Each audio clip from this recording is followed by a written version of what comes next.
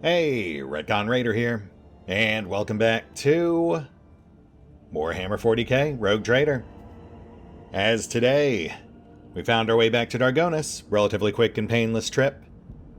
Though we did actually get a new colony event. Schemers on Viabo 6, so I guess we're not technically done out there just yet. But, as they say, we've got schemers at home. So we should probably do something with them first, before we start ordering out.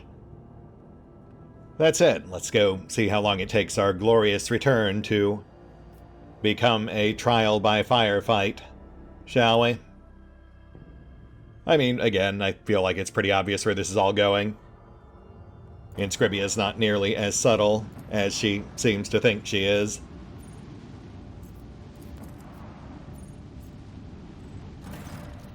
Urgent report, Lord Captain.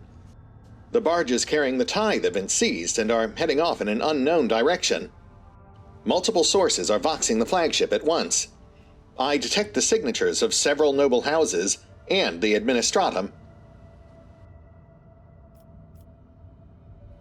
Who's laid claim to the tithes? I mean, we've got our own navy, so...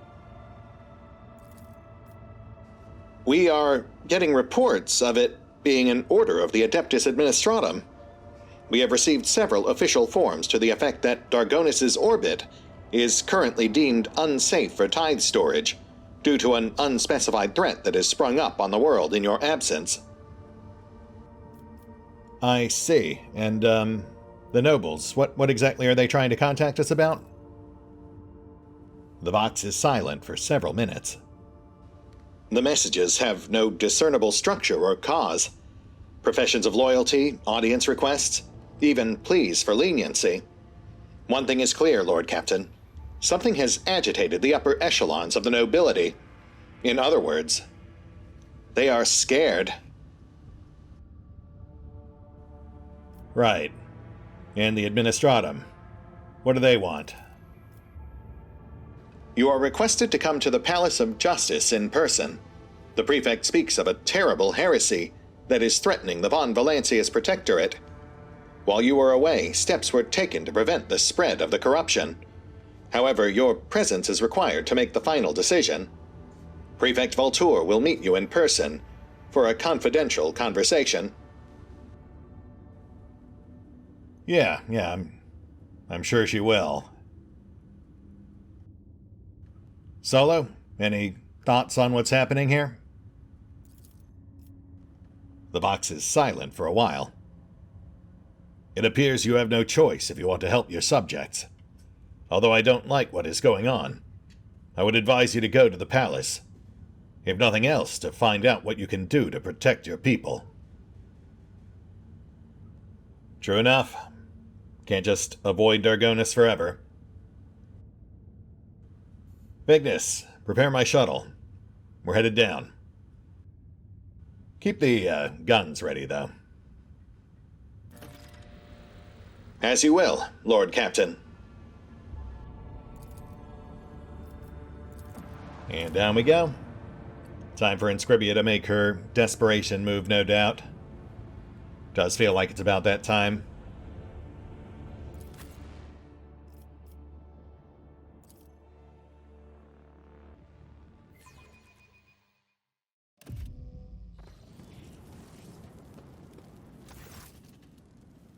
Prefect Inscribia Voltour raises her eyes to you. Rogue Traitor von Valancius. Welcome back to the Palace of Justice. Inscribia, what exactly is happening on my capital world? The tides were seized, the locals seem to be quite agitated, and now you've called me here. I take it you're finally making your move?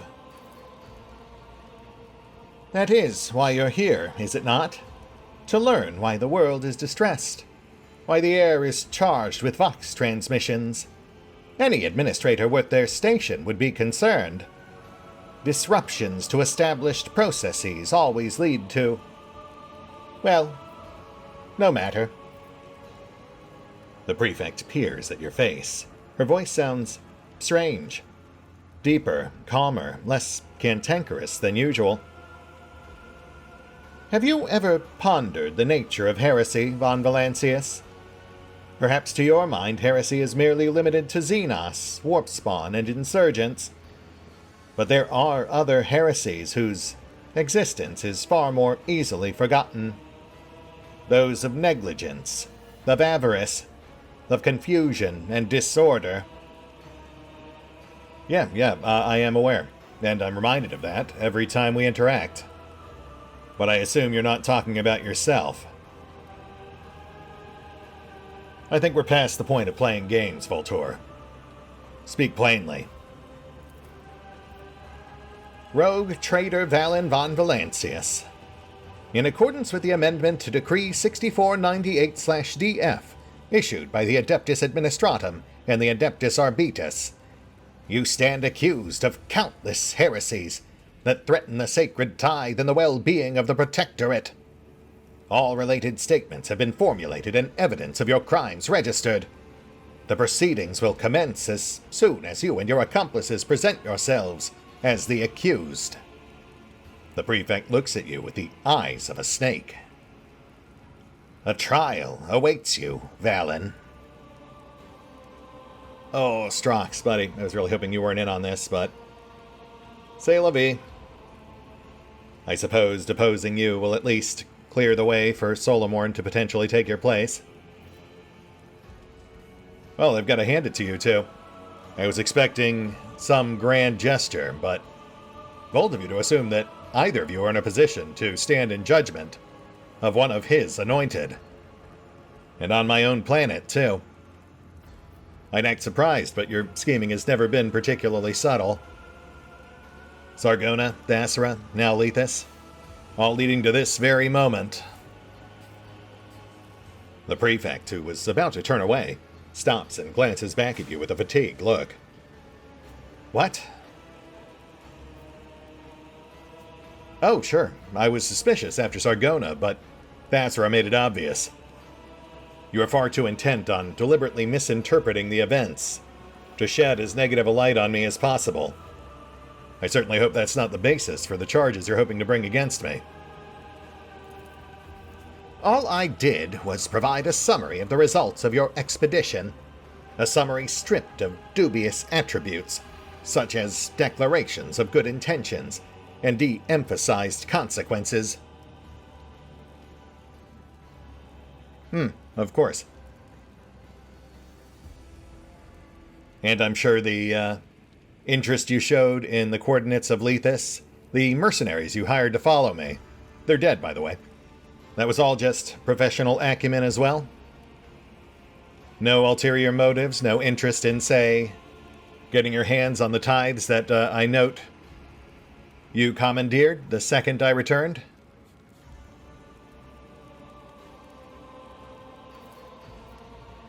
Voltor sighs. Not everyone is driven by greed and thrill-seeking, rogue trader. I see your position has clouded your mind. Regrettable, but unsurprising. Without due discipline and judgment and actions, it is only the most likely terminus.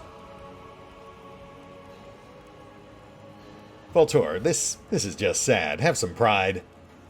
Your interests in Lethus were patently obvious from the moment I walked in on you trying to wheedle the coordinates out of Marshal Strox over there. You were all hopped up to go there in my stead. Not to mention, of course, flaunting your mercenaries the way you did. A painful crease appears on the prefect's brow. You feel confident that your comment got to her. I simply wish to do what you, as Theodora's successor, were supposed to do. Protect the sacred tithe. There is no point in trying to present my reasonable desire in a damning light. Oh, careful there, Voltor. One might think you're trying to obfuscate with professions of good intent and de-emphasized consequences. Or is that only an issue when it comes to the people you've falsely accused? You've been watching me for quite a while. Since we first met, I suspect, maybe even before then.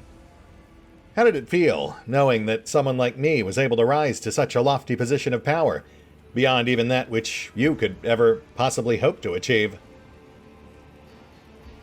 You already seem rankled just to be considered equal to Marshal Strox over there.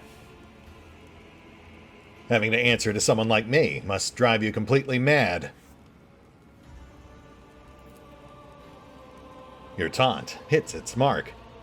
An angry grimace passes over the prefect's face.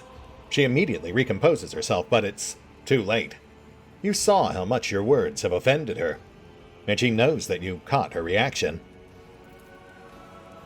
Unsubstantiated conjecture mixed with an inflated sense of self-importance.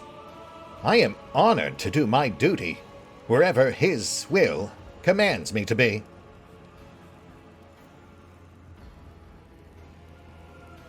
Oh, and Scribia, this is just sad. You realize I was an accomplished crime lord before my lofty ascension to the heights of rogue trader, right? You really should have stuck to your forms and logistics. This kind of skullduggery just doesn't suit you. Honestly, I'm embarrassed for you. The prefect's lips press together in a thin line, and it seems that the first real emotion she has ever shown is now breaking through her facade. Righteous fury. I am your protectorate's last hope against the jaws of anarchy, irresponsibility, and complete unraveling. I alone can save this part of the Imperium that had the misfortune of falling into the hands of those whose only motivations are profit, excitement, and feeding their own egos. Voltour takes a few trembling breaths as she finally calms down, and seemingly becomes conscious of her own outburst. Without giving you another glance, she gestures to the arbitrators. Escort the accused to his proper place.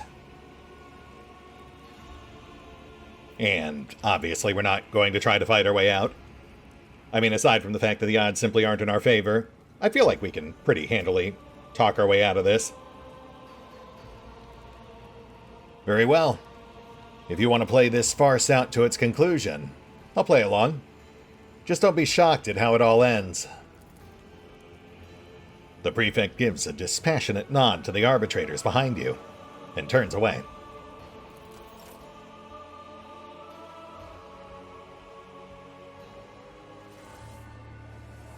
In the name of the God Emperor, the Von Valancius dynasty stands accused of betraying the Imperium.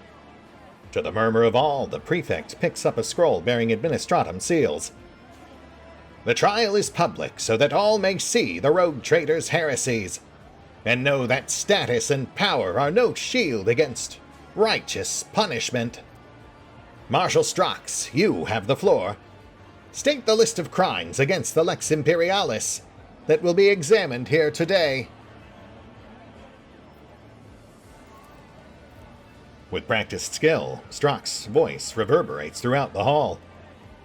Conspiring to steal the sacred tithe, undermining the legitimate authorities on an imperial world, involving sorcery and damage to the tithe, conceiving and executing plans to disrupt sector-wide tithe shipments.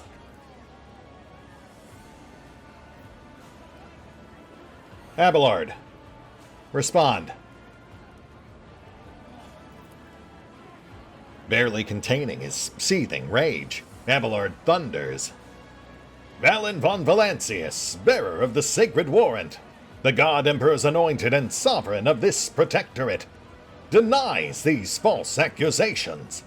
The Administratum and Adeptus Arbitus will not get away with this flagrant attempt to sully the rogue trader's good name and plunder his dynasty's coffers. Make no mistake. Let the record show that the defendant disregarded the opportunity given to him to repent, which only adds to the gravity of his guilt. We will proceed to the examination of the individual heresies committed by the defendant. Conspiring with the captain of the Heartless to steal the sacred tithe. Upon arriving on Rykad Minoris, the rogue trader aided Captain Sargona in loading the tithe onto his ship, under the cover of a planetary riot.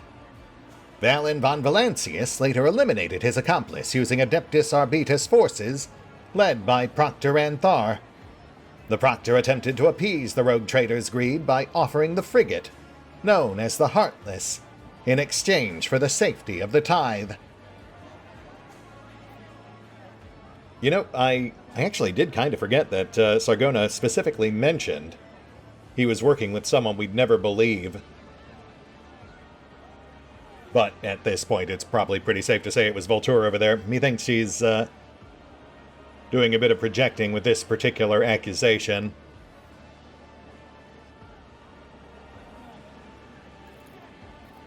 Then the rogue trader boarded the ship in an attempt to seize the tithe. His actions led to the death of a squad of arbitrators. Proctor Anthar alone survived the rogue trader's murderous ploy. Valen von Valancius personally eliminated his accomplice, Captain Sargona, in order to destroy the evidence of his schemes. The prefect looks up from the scroll and sweeps her indifferent gaze over you. Do you have anything to say in your defense? Sure. Everything you just said was grok shit. Why don't we ask someone who was actually there? But since I assume you won't believe Sargona's crew. Solo? Proctor, stand down. That is an order. Your reports were quite comprehensive and are the foundation of this case. You will provide your testimony only when the prefect requests it. Is that clear? Solomorn's eyes bore into Strock's. Extremely, Marshal.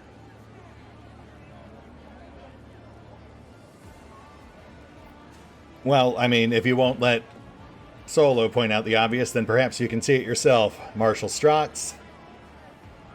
Tell me, how many criminals in your long and illustrious career have you encountered who've sought to commit crimes by inviting arbitrators along for the ride? Strock's frowns doubtfully. It is certainly an unorthodox tactic. Perhaps even suicidal. No, I can recall no such cases. Let a new charge be added to the record. Attempting to manipulate an official. Marshal, I hope I do not need to remind you of your duty. Giving Strock's a suspicious look, the prefect turns back to the documents. Oh, yeah, Strock's is the weak point. According to the calculations of the tithe transferred from the Heartless, the Administratum was short 3 units of volume. It is presumed that the rogue trader did not risk seizing more in the presence of the Proctor, but even 1 ounce unaccounted for makes the tithe incomplete. Let's move on to Thasara. This world underpaid the appropriate tithe amount, a crime that should have been remedied by the rogue trader escorting Proctor Anthar to that backward world. Proctor, you are hereby called to testify. Describe what happened on the planet. When we arrived on Thasara, the rogue trader and I were drawn into the machinations of the planetary governor. He used sorcery on the Emperor's anointed, but the rogue trader managed to overcome the effects of the ritual and do battle with the heretic. The governor was executed, and we...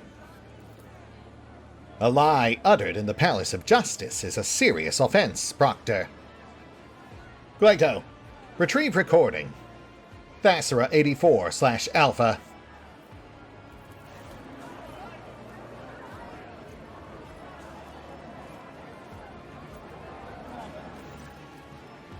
The prefect nods to the marshal, who removes a device from his belt.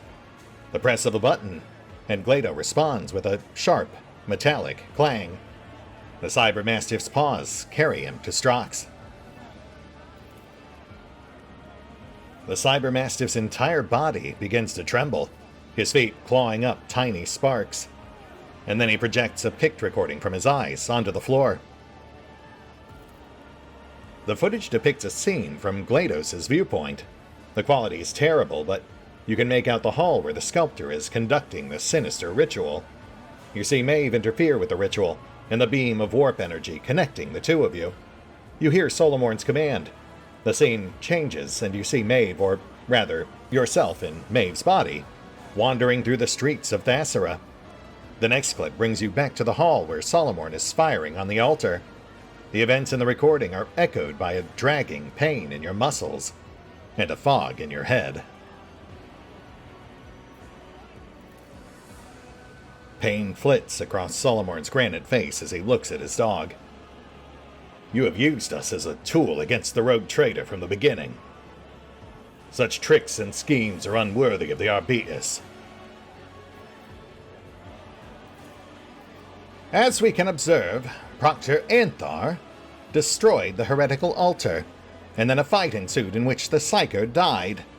There is not a single shred of evidence that the rogue trader actually overcame the sorcery. It is more likely that the person standing before us is a heretic and a creature of corruption. Oh, you seem to have skipped a part. The bit right after the altar was destroyed, where we swapped back and Maeve fainted while Solomorn and I killed all the other cultists in the room. You know, for that matter, I could actually bring Maeve in here if you'd like to hear it from her as well. She actually survived the incident. I've got her on my ship. Any servant of yours would say whatever necessary to curry favor with the person wearing the rogue trader's face. Her testimony holds no weight in this case. Okay.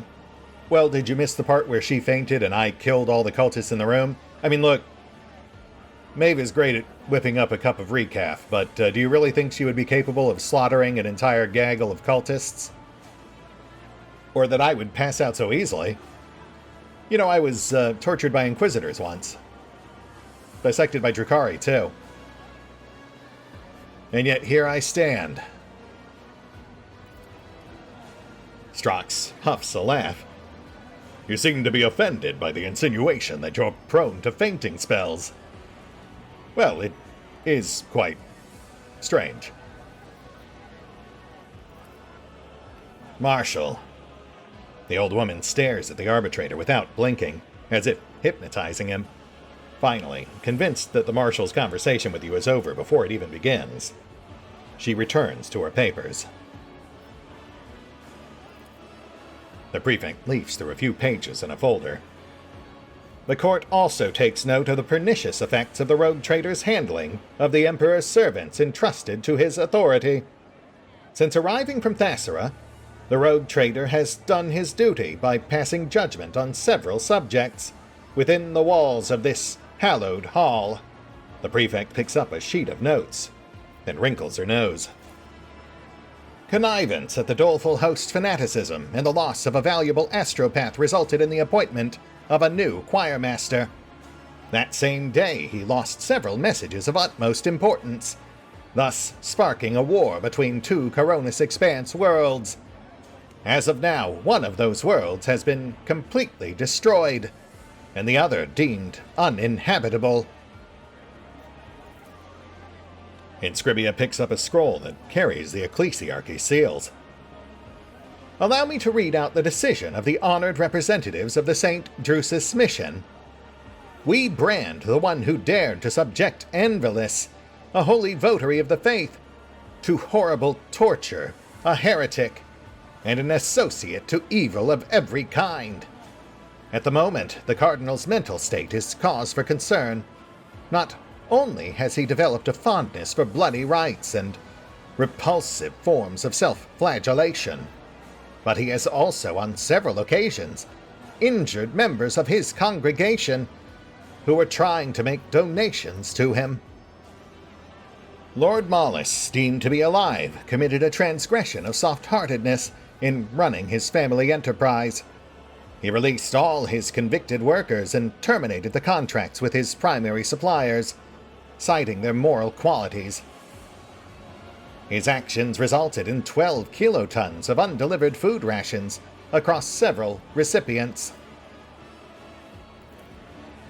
First, the Administratum is unable to do its duty and asks for help, and now it has the audacity to criticize the verdicts of the rogue trader.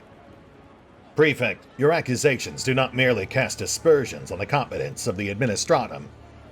They challenge the sanctity of the decisions of the Emperor's anointed. Well, that's a bit of a bummer, finding out that all of our decisions there did indeed have negative repercussions, though, let's be honest, I think most of them would have had them anyway. The Mollusk one's not terrible. I mean, bad for the people who didn't get their food, obviously, but comparatively speaking, you know, not so bad. I certainly can't fault him for growing a conscience. Well, Inscribia, I will admit you've got me a bit over a barrel on this one. I was under the impression I was supposed to be passing judgment based on the crimes that people already stood accused of, not potential prospective crimes they might someday commit in the future. That aside, regardless of how those situations had evolved beyond the courtroom, I'm fairly certain you would have found some way to twist them to your own advantage regardless, much as you did with Thasara and Sargona before that. The Adeptus Arbitus never hesitate in passing judgment, for our hand is guided by the God Emperor. To condemn the one who passes judgment is to question the God Emperor himself. Marshal, enough! Not a single muscle twitches on the prefect's face, but her eyes blaze with barely suppressed annoyance. Moving on. The defendant was placed in an unprecedented position of trust by the Adeptus Arbitus and the Administratum. He was entrusted with the coordinates of the world where the tithe of the entire Coronis expanse was held. As agreed, the defendant was to transport the sacred tribute to Dargonis. But what did he do? The Marshal snaps his fingers over Glados' head. The Cybermastiff flinches as if from a bolter shot, but obediently plays another recording. You recognize Solomorn's voice. So, Lady Theodora intended to steal the tithe from the start. She arranged the world's destruction to cover her tracks, installed a servant to keep an eye on things, and even made a contingency plan in case of her own death. All she needed was an opportune moment, like this one. With the expanse being torn apart, the planet's death looks convincing. Tithe theft. Orchestrated by Theodora von Valancius. Committed by the defendant. Witnessed by Proctor Anthar. Solo, would you care to provide context or share some thoughts on the fragment of our conversation that was just played? The rogue trader should not be held responsible for the misdeeds of his predecessor. Murmuring breaks out, but Solomorn presses on, unperturbed. Or else, by that same logic, Incendia Corda should have been tried long ago for what her predecessor Aspis did. As you can see, it isn't difficult to find inconsistencies in a case, if you use your head a little. I refuse to be a mindless tool and follow absurd orders.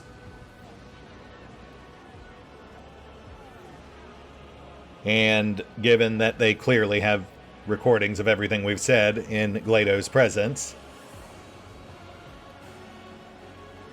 That said, I will, however, admit that I did indeed redirect a portion of what I collected on Lethus. It was my understanding that there was a surplus of certain tithe-related goods. So yes, I put that towards supporting and further developing my protectorate, to enable future growth and continued collection of future tithes. I imagine the Emperor would approve. I am his chosen, after all. The sacred tithe is not intended to be used by anyone other than the Adeptus Administratum, the deliverers of his will. Strox does not turn to look at Inscribia, but you have no doubt about whom he is addressing. The Adeptus Administratum, like the Adeptus Arbitus, only oversees the allocation of the tithe. I do not need to remind you of that, do I, Prefect? The old woman snatches up the next parchment. How good of you to speak up, Gregorus. As an addendum to the proceedings, we will be examining the heresies of Solomorn Anthar, resulting from his moral failure to oppose the greed of the heretic von Valancius. Something inside Glado clicks, and Solomorn's voice begins to play. If anyone had told me before that I would be thinking about things like that, I probably would have caved their face in. But the truth is, I no longer see heresy in such thoughts. If the Marshal learns the whole truth, it will make things difficult. Okay, well hold on now, that's actually stitched together from two separate conversations. I'm only going to say this once in Scribia, so listen up. I don't mind if you lie about me, I can take care of myself, but if you continue trying to use and abuse others to drag them into this just to get to me, that I will not abide. Solomorn casts you a look of gratitude. Don't waste your breath, rogue trader. She'll get her due. That said, Solomorn is his own person, and a damn fine arbitrator. If you really think that an arbitrator can be swayed so easily through casual conversation, then you must not think much about Solomorn Anthar, or the arbitrators in general. Though, I mean, to be fair, as with many other things, I do feel that your contempt for them is fairly obvious. The rogue trader is right. If the arbitrator has dared to stray from the Lex, then he never was an arbitrator. The fault lies with me for not seeing the weakness in his heart in time. Well, the proceedings are nearing their conclusion. The prefect looks around at the nobles of Dargonis gathered in the hall. The collection of transgressions and heresies that has been brought before this court of the God Emperor's servants has once and for all branded the rogue trader an abomination, who through all his deeds has sought to satisfy his petty and base desires, rather than truly serve him. You are here today to witness the fall of the von Valancius dynasty, and the long-awaited punishment that will be served upon it. Houses of Dargonis, do you reject the authority of this heretic? Urband, if I may interrupt, Mistress Voltour. Urband Drivestem, governor of Dargonis, visibly nervous at the sight of the armed arbitrators, nevertheless raises his head haughtily. We are much obliged to you for arranging the gathering. The emphasis on the last word leaves no doubt that the noble's presence at the palace is involuntary. However, all that has now taken place here does not change the facts.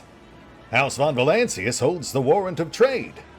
House von Valancius is a rogue trader dynasty, and no amount of legal contortions will change that.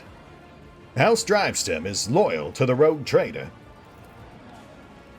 Toriana Goprak makes the sign of the Aquila. No shadow shall fall upon the name von Valancius or eclipse the radiance of the beneficent rogue trader line. Whatever your mechanical dog may say, House Goprak is loyal to the rogue trader. Macarius Sourback raises his head, his eyes burning with an almost deranged loyalty. Venerating the letter of the law is not fidelity to justice. Straying from the tenets of the Lex is not discerning the essence of truth and the granting of retribution. The man is silent for a few seconds before he almost shouts out. House Sourback is loyal to the rogue trader. Clementia Wersurian looks straight at you as if the prefect does not even exist. She makes the sign of the Aquila and speaks in a low voice. House Wersurian is loyal to the rogue trader. Allow me to address you, even though I am not of the first families of Dargonis. Proctor Jaeger, Adeptus Arbitus, Lethus Outpost. Valen von Valancius made every effort to not only save the tithe, but also the Arbitus contingent stationed on Lethus. I propose that such an act would have been entirely nonsensical if the rogue trader was intent on simply stealing the tithe. End of report. Prefect Voltour stiffens, as though what she just heard has come as a very unpleasant surprise. Her slender fingers grip the armrests of her chair, her knuckles cracking. This world and its denizens are rotten to the core.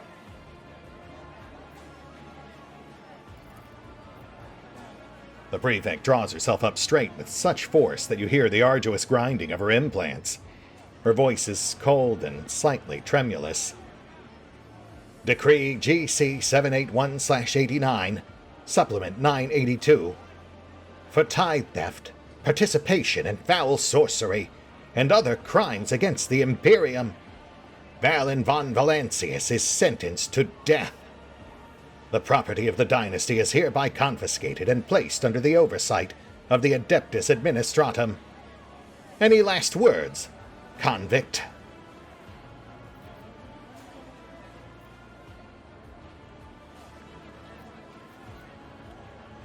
Well, Strox, it would seem that this game is nearing its end. You've allowed yourself to be used as a pawn thus far, but surely by this point even you must realize that Inscribia has started playing by your own rules. I don't know if you're complicit or willfully blind, but if you plan on making a stand, this would be the time to do it. There is weight to your arguments, rogue traitor. But even if you are right about the prefect, that does not immediately disprove all accusations against you. Sure, and I welcome you to revisit that. Once we're no longer in a courthouse being run by someone who's clearly overstepped the bounds of their authority. Someone intent on twisting the facts to serve their own purposes, rather than those of justice. She's used and abused the letter of the law, much as she's used and abused you. The question is, how much longer do you plan to let her continue doing it? Inscribia heaves in a breath, ready to launch into a vehement tirade. But the marshal raises his right hand, and everyone falls silent. That is enough.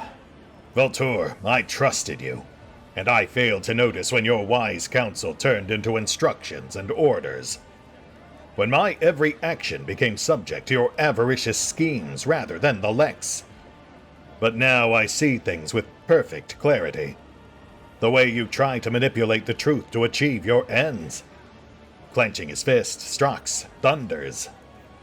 You turned me into a puppet, and then trampled on his laws. Prefect Inscribia Voltour, you are charged with fraud, attempted assassination of the Emperor's anointed, and undermining the foundations of the Lex Imperialis. Surrender now, and accept a dignified death. I must refuse. Marshal Gregorus Strox, I charge you with treason against the Imperium, and conspiring with a heretic. Fangs of the Expanse, to battle!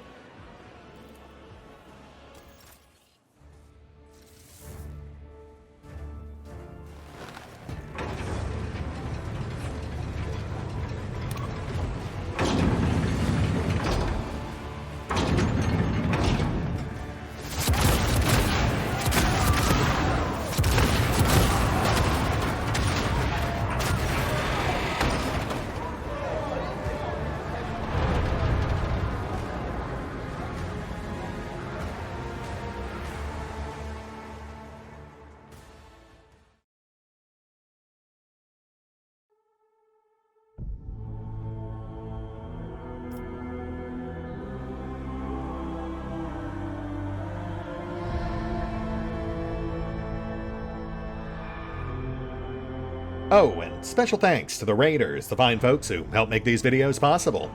including but not limited to Erie V23, Revenant, Alois, Aerobowman, Dragon Matrix 7, Drakiith, EgonAlter, Exsellsior, Gottlieb, James Trimmier, Lady Shayna, Mark Giemza, Nathan Welch Jr., OverlordPherom, RandomPassrby, RobbyB, Tomasz Piątkowski, Triphoppenskip, and Valinrook. Thanks for your support, guys. That said, if you'd also like to help support the channel, then feel free to push the buttons that do the things. Trust me, it does make a difference. Or you could even check out the PayPal, the Patreon, the Nexus GG, or the YouTube memberships. Links are in the description.